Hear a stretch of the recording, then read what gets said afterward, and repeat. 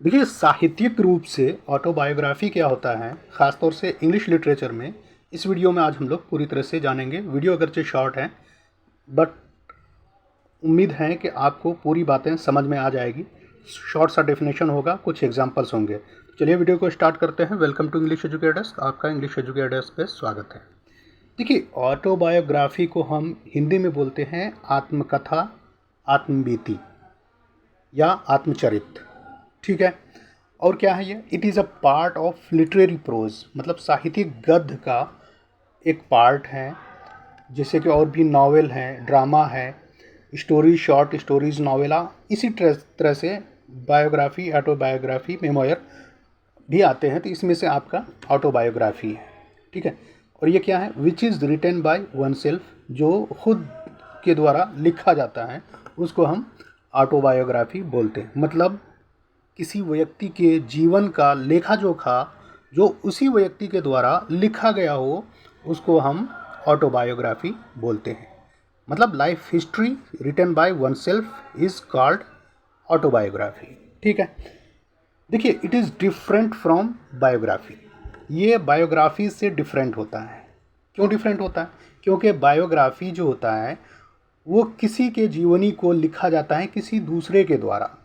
मतलब which is the life story of a person written by someone else is called biography. और इसमें क्या है कि which is written by one self, जो खुद के द्वारा लिखा जाता है, उसको हम ऑटोबायोग्राफी बोलते हैं।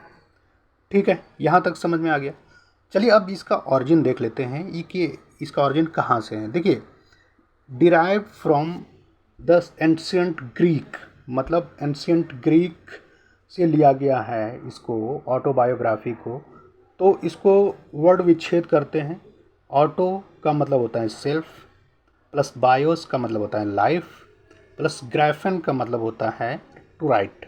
जब पूरे को कंबाइन करेंगे, मिला देंगे, तो बोलेंगे अ सेल्फ रिटन लाइफ, मतलब लाइफ के बारे में खुद के द्वारा लिखा हुआ, और उससे बेहतर कोई नहीं लिख सकता। उसी को हम ऑटोबायोग्राफी बोलते हैं। ठीक है। देखिए, it is non fiction prose, मतलब ये सच पर आधारित प्रोज होते हैं, गद्य होते हैं। नॉन फिक्शन होते हैं, मतलब फिक्शन का मतलब ये होता है कि वो कहानी जो मन से गढ़ा हुआ हो, मनगढ़ंत कहानी, कुछ भी इंटरटेन करने के लिए कुछ ऐसी कहानी होती है, उसको हम मनगढ़ंत कहानी बोलते हैं, फिक्शन बोलते हैं। तो ये नॉन फिक्शन होता है, मतलब रियल पर आधारित होती हैं इसकी इवेंट्स, मतलब घटनाएं, इंसिडेंट्स, जो भी वाकया पेश आया हो, वो सारी चीज़ें जो हैं नॉन फिक्शन पर आधारित होती हैं, रियल पर आधारित होती है। ठीक है। कुछ एग्जांपल्स हैं, देख लेते हैं, फिर अच्छी तरह से इसको समझ जाएंगे कि ऑटोबायोग्राफी क्या है। वैसे ऑटोबायोग्राफी पे कई लोगों के ऑटोबायोग्राफी हैं, बट यहाँ पर हमने कुछ इंपॉर्टेंट लाया है, जैसे कि the story of my life, a book written by Helen Keller. Helen Keller के द्वारा the story of my life, जो पब्लिश हुआ था 1903 में, ये एग्जाम्पल है आपका ऑटोबायोग्राफी का। इसी तरह से दूसरा है एक a book written by Ernest Hemingway, जो पब्लिश हुआ था 1964 में। वो क्या था? A movable feast. तो ये बहुत बड़े राइटर हैं, इसने लिखा था अपने बारे में आत्मचरित्र। क्या है यह? अ मूवेबल फीस्ट।